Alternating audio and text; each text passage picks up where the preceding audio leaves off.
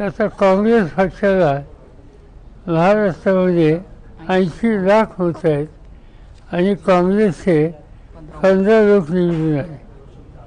आत्ताचे जे उपमुख्यमंत्री आहेत शिंदेसाहेब, त्यांचं 79 लाख मतं पडली, म्हणजे काँग्रेसपेक्षा 1 लाख कमी आणि त्यांचे 57 लोक निवडून आले.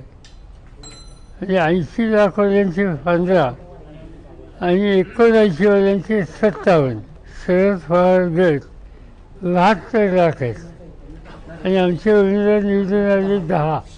आता अजित पवार गट यांचे 58 लाख मतं आहेत, त्यांचे उमेदवार निवडून आले 41. त्या 72 लाखवाल्यांचे 10 आणि 58 लाखवाल्यांचे 41, 80 लाखवाल्यांचे 15 आणि 79 लाखवाल्यांचे 57.